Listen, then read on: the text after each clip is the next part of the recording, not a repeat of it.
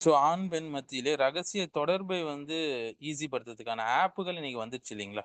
இதுதாங்க நவீன கால ஒழுக்க சீரழிவுடைய டிஜிட்டல் வடிவம் என்று சொல்லலாம். இன்று சில ஆப்ஸ், பிளாட்ஃபார்ம்ஸ் நம்ம பார்க்கலாம் இல்லைங்களா?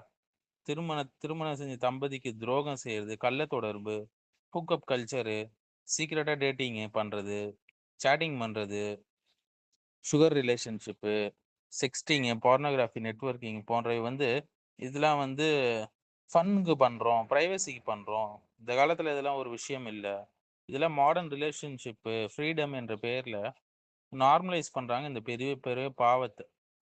ஸோ இன்னைக்கு சில வெப்சைட்ஸ்கள், ஆப்புகள் Ashley Madison, Tinder, Bumble, Pure, Feeld, கனெக்டோ, அடல்ட் ஃபைண்டர் ஆப்பு, அ Gleeden, Hinge, secret chat community, Telegram anonymous groups, Snapchat hidden culture, face போன்ற ஆப்ஸு, எல்லா ஆப்ஸையும் ஒரே அளவு தீமைக்காக பெரும்பாலும் இது இந்த பிளாட்ஃபார்ம்ஸ தினாக்கான முதல் படிக்கட்டாக, விபச்சாரத்துக்கான முதல் படிக்கட்டாக இன்னைக்கு இது பிரபலமாக இருக்குது.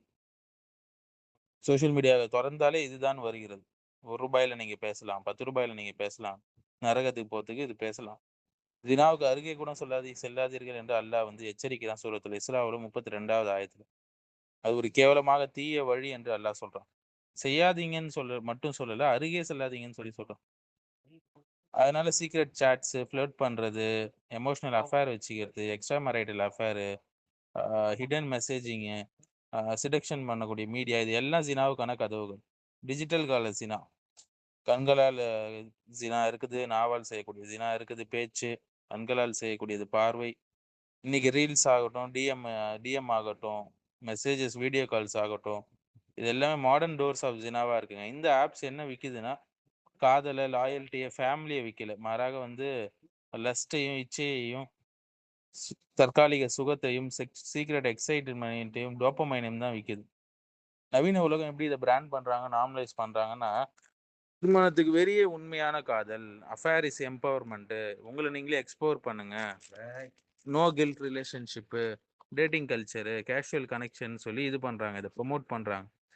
இதனுடைய உண்மையான விளைவுகள் பார்த்தீங்கன்னா, குடும்பங்கள் சீரழியுது, டிவோர்ஸ்க்கு போகுது, குழந்தைகள் மன உளைச்சலுக்கு ஆளாவுறாங்க, சிங்கிள் பேரண்ட் ஆவுறாங்க, ட்ரஸ்ட் கொலாப்ஸ் ஆவுது, மனநோய்கள், ஆங்ஸைட்டி, ஜெல்லசி எல்லாமே அதிகமாகுதுங்க. டிப்ரஷன் வேற அதிகமாகுது. மேரேஜ் கமிட்மெண்ட் கொலாப்ஸ் ஆவுது. தனிமையில தள்ளப்படுறான் மனுஷன். ஹராமான உறவுகள்ல தள்ளப்படுறான். ஸோ அழகை மார்க்கெட் வேல்யூவாவும், உடலை கமோடிட்டியாவும், உறவை என்டர்டெயின்மெண்ட்டாகவும், மனித கண்ணியத்தை அழிப்பதற்கு தான் இந்த ஆப்புகள் வந்திருக்கு. ஸோ இஸ்லாம்ல ஹிஜாப் இருக்குங்க. பார்வையை தாழ்த்தணும். ஹல்வா தனிமையில இருக்கக்கூடாது. ஆண் பெண்ணோடு, பெண் ஆணோடு, வெட்க உணர்வு இருக்கணும். நிக்காஹ் இருக்கணும்.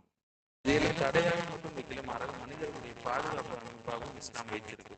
ரகசிய பாவங்கள் உள்ளத்தை கெடுக்கும், ஈமான பலவீனப்படுத்தும், நிஃபாக்கை உருவாக்கும் உள்ளத்துல. ஷைத்தானுடைய ஸ்ட்ராட்டஜி என்னன்னா, இதுதான் முக்கியமான ஸ்ட்ராட்டஜி. ஷைத்தானுடைய அடிச்சுவடை பின்பற்றாதீர்கள் என்று அல்லாஹ் சொல்றான் அல் குர்ஆன்ல, சூரத்துல் பக்கரால. நேரடியாக ஜினா செய் என்று ஷைத்தான் ஒருபோதும் சொல்ல மாட்டான் இப்லீஸ்.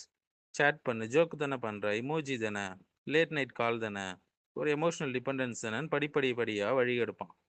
பெரிய விபச்சாரத்துல போய் விழறதுக்கு. அதற்கு அவன் யூஸ் பண்ணக்கூடிய பெரிய பொய்களும், அலங்காரங்களும் ஒன்றுதான் மேரேஜ்லாம் அவுட்டேட்டட் ஆயிடுச்சு, கமிட்மெண்ட்லாம் டாக்ஸிக் ஆயிடுச்சு, கேஷுவலா இருக்கிறது தான் ஹெல்த்தி அப்படின்னு சொல்லி காட்டுவான். இதனால லோன்லினஸ் தாங்க அதிகரிக்குது, ட்ரஸ்ட் குறையுது, மென்டல் இல்னஸ் அதிகரிக்குது. தற்காலிக இன்பமும் நிரந்தர நரகத்துக்கு தான் மனிதன் ரெடி ஆகுறான். ஸோ இதற்கு தீர்வாக இஸ்லாம் நிக்காஹை வச்சிருக்கு, ஹயா வெட்க உணர்வை வச்சிருக்கு, ஃபேமிலி ஸ்ட்ரக்சர்ஸை வச்சிருக்கு, செல்ஃப் கண்ட்ரோல் வச்சிருக்கு. ஸோ மூமின்களிடையே கேவலங்கள் பரவ வேண்டும் என்று விரும்புவோருக்கு வேதனையான தண்டனை இருக்குன்னு சூரத்து நூறுல அல்லாஹ் எச்சரிக்கிறான் 19வது ஆயத்துல. இது ஃப்ரீடம்ஸ்க்கான டூல்ஸ் இல்லை, மாறாக டிசைர் எக்கனாமிக்கான பிளாட்ஃபார்ம். குடும்பத்தை பலவீனப்படுத்தி, மனிதனை கேவலப்படுத்தி, உறவுகளை விளையாட்டாக ஆக்கி, ஆன்மீகத்தை அழிக்கக்கூடிய ஆப்ஸ் தான் அதெல்லாம். இஸ்லாம் ஆசையை அழிக்கவில்லைங்க, மாறாக அதை ஹலாலான கண்ணியமான பொறுப்புள்ள பாதையில் அமைக்குது.